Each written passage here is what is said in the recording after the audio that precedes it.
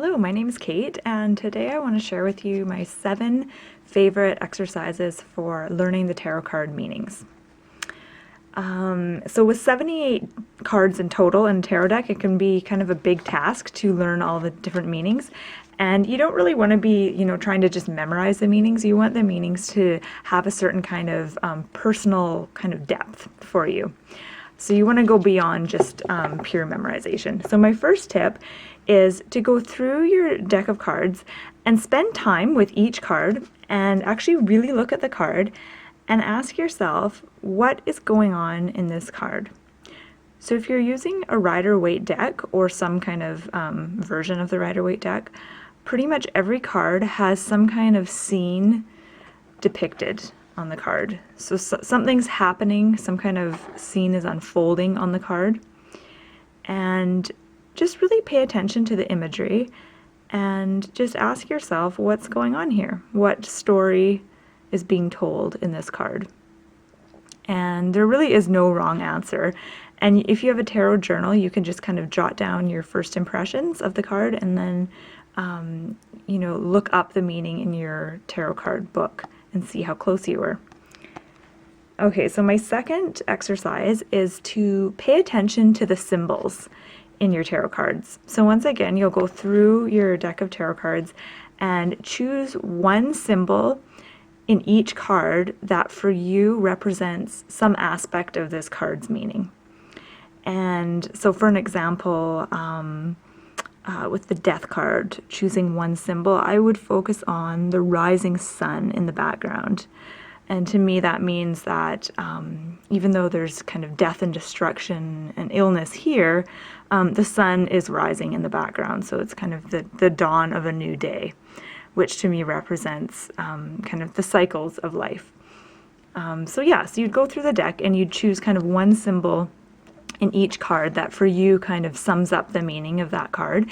And what this does is this symbol will act as a trigger for your memory. So the next time you're doing a reading, either for yourself or for someone else, and if you can't remember exactly that meaning of the card, that symbol is going to act as a trigger.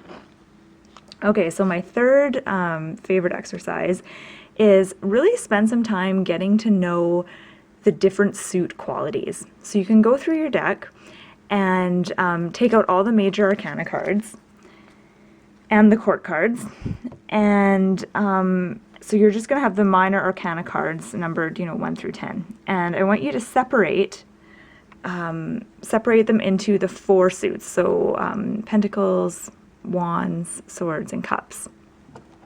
So you're going to have 4 groups,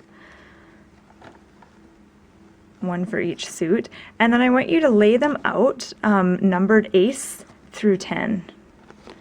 So just kind of like that. I'm doing it a bit sloppy here, but... And then spend some time looking at each suit laid out this way. And what you'll notice is basically each suit represents a different kind of aspect of everyday life. So cups, relate to emotions, feelings, relationships, and swords are more about thoughts, the mental processes and communication. And what you'll notice is that each suit represents these qualities, but expressed in all different ways. So depending on the number of the card, this quality is going to be expressed in a different way. So for example, 5 of Pentacles means, poverty, being out in the cold, hard times, feeling poor, whereas, say, 9 of Pentacles really has the opposite meaning. So they both represent, the financial, physical aspect of life, but they're expressing themselves in a very different way. And so you'll just spend some time looking at each suit and kind of noticing how with each number the meanings kind of change. And then another thing you can do is compare the different suits. So you'll look at the pentacles and just notice how you feel as you're looking through the different cards. So notice kind of what feelings come up for you. And then go through another suit, so say cups, and look at all the cards in the suit of cups and just notice how those make you feel, and kind of compare and contrast. So see if you can kind of sense a different vibe from each suit. Okay, so my fourth tip is get to know the cards by number, or in other words, get to know the numerical qualities. So for this exercise, you will divide your cards up into 10 groups of 4. So you'll put all the aces together, all the 2s together, all the 3s together, and so I'm just going to show you all the 4s together here. And when your cards are grouped like this, have a look at the group and see if you can notice a particular theme. So I'm looking at all the 4s, and I just want to see if I notice a particular theme that comes up in all the cards. So even though all these cards mean, you know, different things, they have totally different meanings, you should be able to discern some kind of common theme. So how is, you know, the number 4 expressed in all the different suits? So for this one, I see 4s as being a very kind of calm, subdued number here. So we've got the 4 of Swords, which is mental rest, you know, letting your thoughts rest. 4 of Cups means kind of not feeling too enthused or too emotional about anything. 4 of Wands is, you know, hearth and home and, you know, stability. And 4 of Pentacles to me means kind of reeling it in, not spending too much, you know, maybe scrimping and saving. So they all mean different things, but they all have kind of a similar quality to them. And sometimes, like with the 4s, I find it's kind of obvious to see the theme. Other numbers like 8s and 9s, sometimes I find it kind of hard. So if you don't see any obvious theme or similarity, notice what the differences are in the cards and just kind of compare and contrast. Notice how they're similar, how they're different, and that can help you get kind of a better understanding of your cards. Okay, so my 5th exercise that I like to do is pay attention to the movement in the cards. So once again, you're going to go through your deck and you're going to take out the cards that where there's obvious movement in them. So you'll just remove the cards where it looks like there's a lot of action, a lot of movement. A lot of the major arcana cards don't have a lot of movement in them. There's some movement in this card. There's definitely flow in this card, so I'm going to choose that. You know, cards like the Tower is a really obvious one. You know, movement, there's falling downward.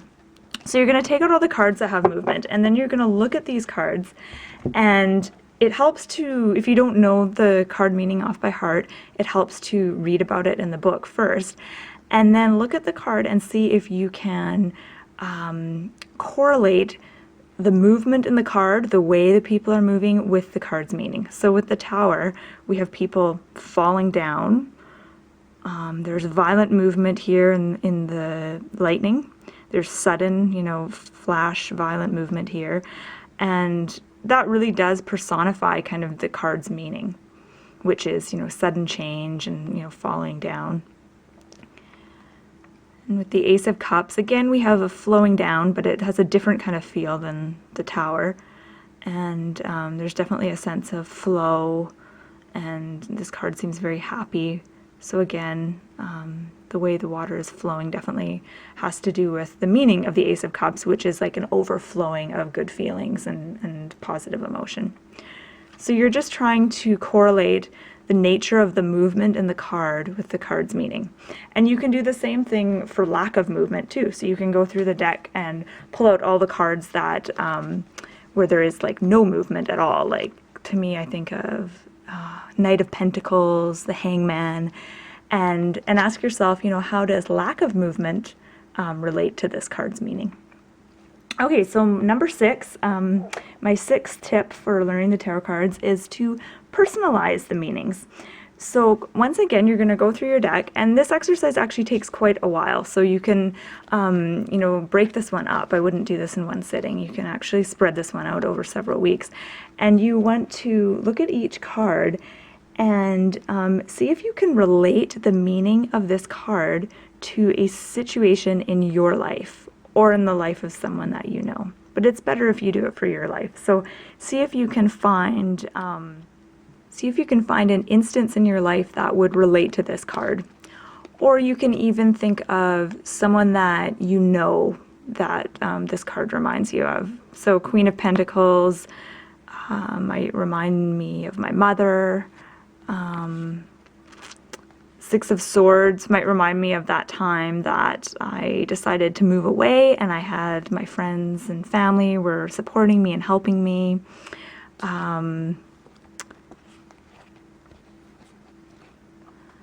Death might remind me of the time that, I left my job and I moved to a new place and I had to start over again. But basically what you're doing is you're going through the deck and you're trying to correlate each card's meaning to a time in your life where you felt this way or where you experienced that challenge or that feeling. Okay, and so basically what that does is it gives you a real personal kind of connection to the cards. And it will make it a lot easier for you to remember the cards during a reading when you do that. And my last tip, which actually is my least favorite tip, but I'm going to include it in here anyway because this is helpful for a lot of people. And that is, if you're having trouble remembering the card meanings, is you can write on the cards. So you can actually write just in the margins here, so just under, in the white space or in the sides. Or what some people do is they'll put a little sticker on the back here and write, just 2 or 3 key words that will kind of jog your memory and remind you of what the card means. And, you want to do this with an old card deck or something, a card deck that you don't care about because it does wreck your cards. And I don't highly recommend that technique just because, you're not really getting a real personalized, in-depth connection to the cards when you do that. But if you've tried all the other techniques and you don't really feel like they're working, that's always one that you can give a bit of a try, because I have heard that. I haven't done that myself, but I've heard from other people that it's really worked for them. Okay, so that's it. So please feel free in the comment section of the video to share with me any tips or techniques that you have for memorizing the card meanings. And if you give these exercises a go, let me know what one was your favorite and what one really worked for you. Okay, thank you so much for joining me, and I will put a link in the description to the page on my website where I actually explain these techniques in a little more detail, and I've actually written it out, so if you want further information you can check that out on my site. Okay, thank you so much for watching.